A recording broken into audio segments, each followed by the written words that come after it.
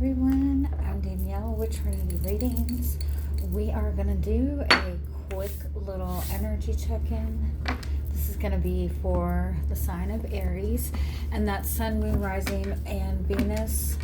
If you find that you don't resonate with your Sun sign readings, you try checking your Venus placements, your Moon placements, your Rising placements, because sometimes those do resonate more. We're just going to try to make this as quick as we possibly can. Take what resonates, leave what doesn't. I do offer personal readings.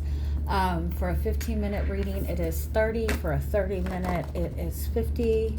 I do also offer hour-long readings, birth chart readings, all of that fun stuff, medium readings. All the information is in the description box. And usually you can get the reading within a 24-hour period. I do take Sundays off. So if you are interested, check out the description box. So we're just going to start with whatever message wants to come through for the sign of Aries. Oh,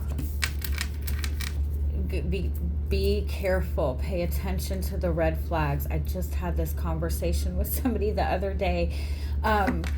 When we really, when we really want something or when we really like something, we tend to avoid all the red flags. And then at the end of it all, then you start to remember all that. So definitely right now, be very careful with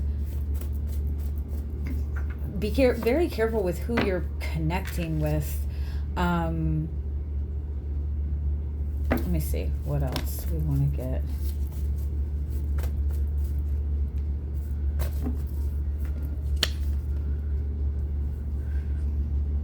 Like, be careful of like the people that are like taking your joy. Like, what is that? The thieves of joy. Anybody that's making it difficult for you to feel joy, for you to feel happiness. Be very careful of people that seem to not celebrate you when you're actually going through something good, when something good happens. I think a lot of times that we assume that like when people see us struggling and they're like right there for us, sometimes that's not always a good thing, because those usually end up being the same people that when you're actually progressing in life, it's almost like they get angry. So just kind of be mindful of the people that always want to be around when you're struggling and not really in a helpful way, more like, oh yeah, life sucks kind of thing.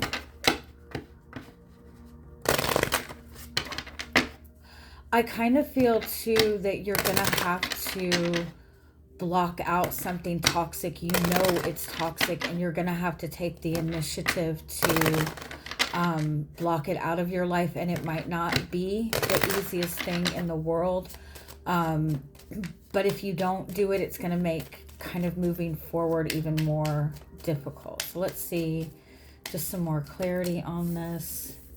Yeah, somebody's getting somebody you're connected to is getting very comfortable in their place in your life.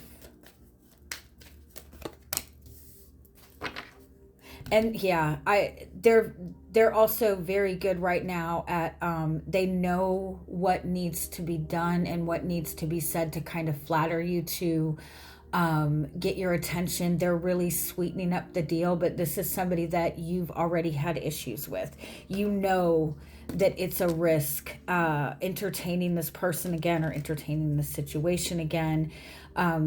This is somebody you've been connected to for quite some time. This might even be a family member.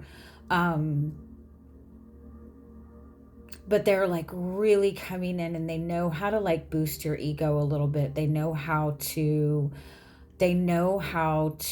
seduce you. But the snake to me, if you think of like the snake in the story of Adam and Eve, right? That was like that was like that seductive kind of energy. And the minute that that was accepted, all of a sudden Adam and Eve had to go down the path of like learning all the lessons the hard way, right? And so the snake to me is kind of always a message like, have you learned your lesson yet? Are you gonna have to go through this struggle again before you learn the lesson? And we tend to accept stuff like that because we've been through it before, and so we think it's going to be, we can handle it, right? But it will get more and more difficult to get out of each and every time you decide to take that path that you know has not ended well in the past. So let me just kind of get a few more messages. This might not actually be a person.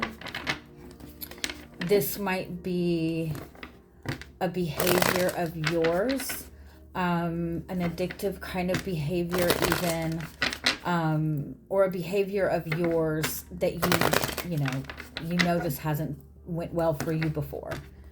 You know how when like people that struggle with addiction, like alcohol or drugs, you'll see a lot of times that when they get better and they're in that really good place, they tend to go back, and usually it's because they feel that they're in a better place, and so they feel, well, I'm in a better place now, so I won't let it get out of control.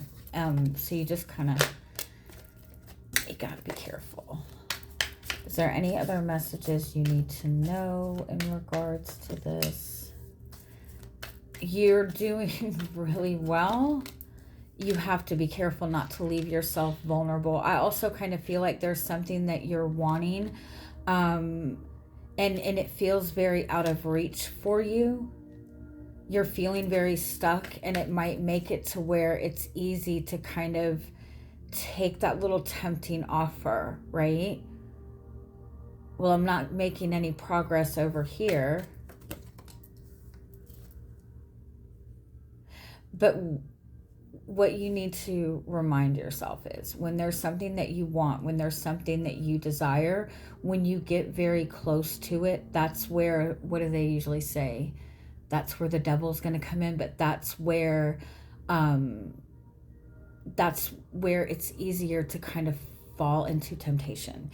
That's when everything will start coming towards you, and you have to kind of show God and show the universe that I know I deserve this, so I'm not going to settle in the meantime. Like right before you reach victory, that's when you'll be hit with the most temptation. So be careful who you're connecting to right now, because every single person that you connect to is a lesson.